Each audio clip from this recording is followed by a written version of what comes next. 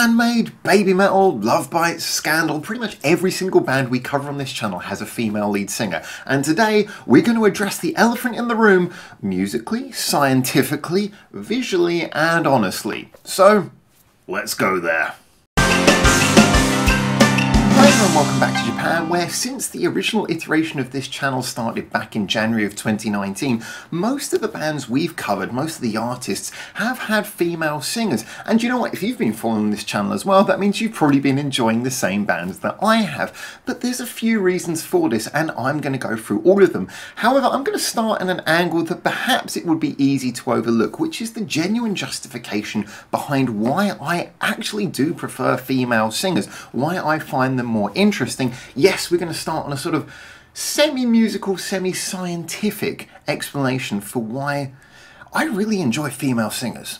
Now this first section as well, I'm going to break into two parts. The first being how the female voice works in a band arrangement or alongside other instruments, and the second being just frankly the tone of a female voice. Now first of all, looking at how a female voice works in a band or musical arrangement setting, I'm going to start by telling you something that hopefully you won't find overly surprising, which is that usually a female voice is in a higher register. Even when we're thinking about full voices like say Asami from Love Bites, we're talking about a voice that sounds very big and very rounded, but actually appears in a higher register. You compare like Asami's voice against, say, a thin male voice like Tom DeLonge from Blink-182, I'm pretty much assuring you that most of the time Asami is singing in a higher pitch even than that thin male voice, because that's just where a normal female voice sits. Now, of course, when you're doing the arrangement for something like a band, especially where you've got a lot of sounds, each of those sounds has to fit into a place in the EQ. You may or may not know this,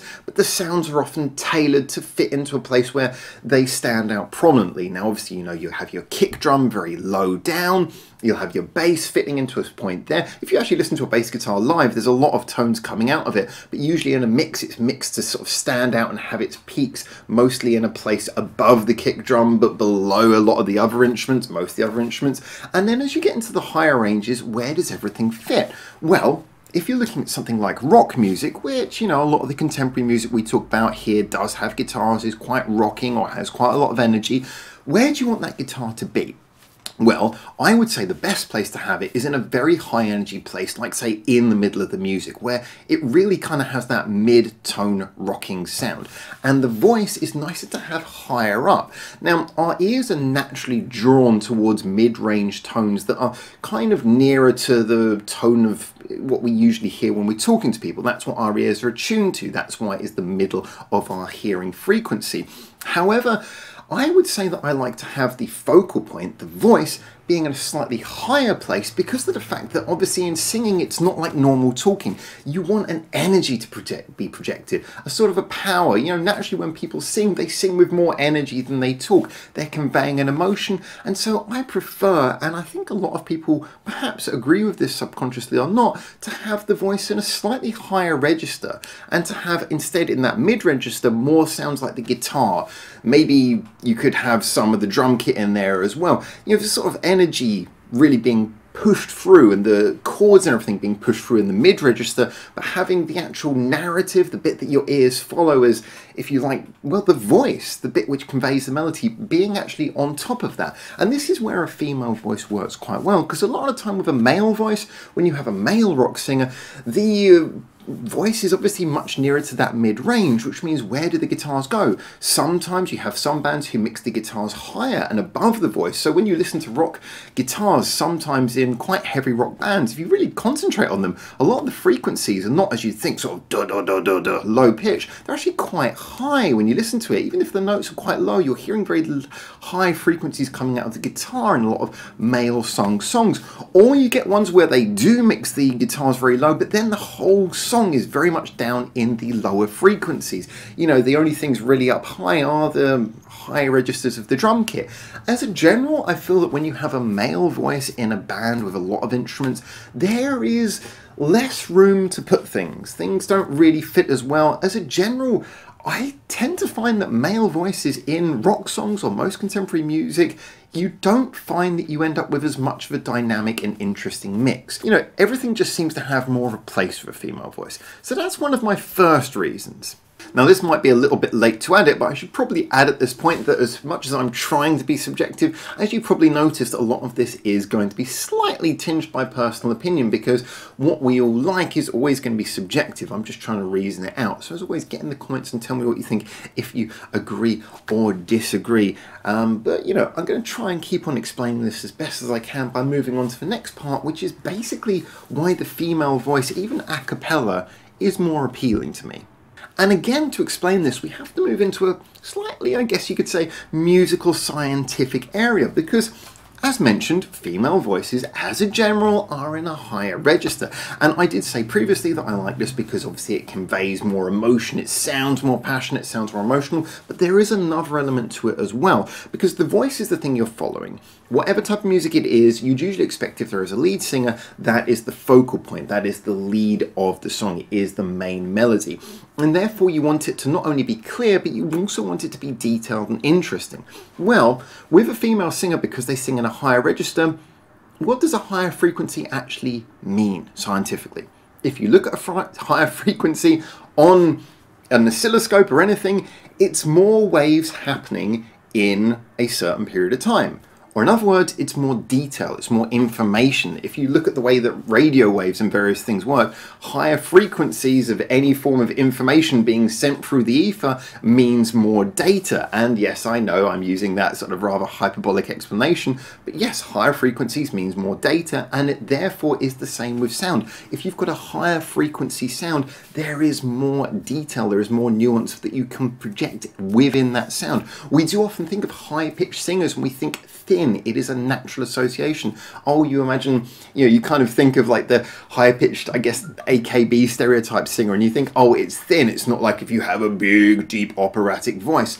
Yes, there is a power to those big, deep voices, but there is more information. Let me give you another example just to maybe hammer it home. I'm sure you've probably got the point now. But if you were, say, to listen to a low, dirging sort of rumble of kick drums from a drum kit, and then you would listen to sort of the tapping of the cymbals on the same drum kit, which one do you hear more tones coming out of?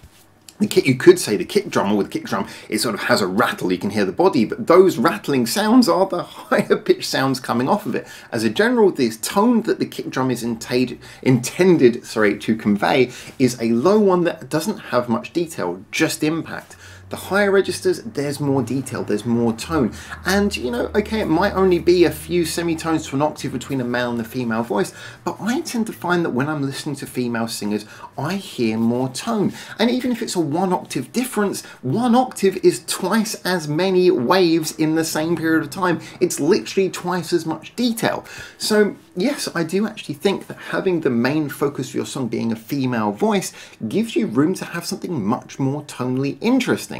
Again, I know there's a degree of subjectiveness to this, but I really do believe that when I listen to a female voice, I hear more tone, and that's where I like to have my ear focused. So, let's move on to perhaps a less scientific aspect. And this, I guess, is where we meet the elephant in the room, face to face, head on, which is, well, do we complain about the fact that we have attractive women singing music? Obviously, no one's going to complain about that. Given the option between looking at an attractive bunch of women singing a song and a bunch of hairy dudes, yeah, obviously I'm going to lean towards the attractive women. And we could say, well, look, that's just a very poor reason to like a band at all. And yes, if that was the primary reason why you were liking any of these artists, then I would perhaps say as well, you're not really enjoying music. But it is a secondary factor that we can't avoid. I mean, it's unfair. Attractive people are more likely to become famous musicians. I mean, I would love to believe that I had the talent to become a famous singer-songwriter, but you know what? Looking like this doesn't always help, especially when that comes on in your early 20s. You know, I mean, the truth is that we all accept that attractive people are more likely to get into these public spaces because, you know what? As a general, audiences kind of like to see attractive people.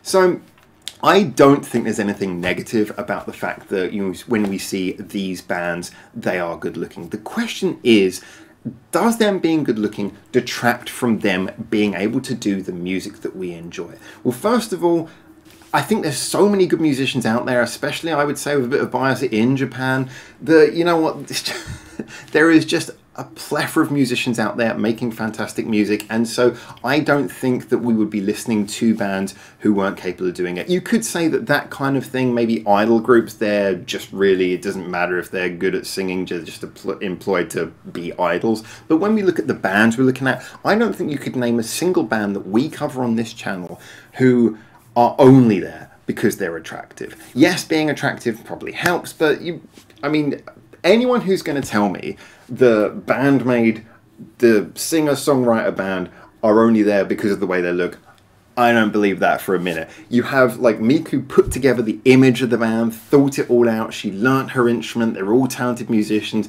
You've got Konami who's writing the songs, they took over the songwriting reins for themselves. You've got Scandal, who pretty much had exactly the same story of taking over the songwriting reins and basically being a band who rely completely on their own talent, their own creativity. And a plethora of other bands who do exactly the same thing.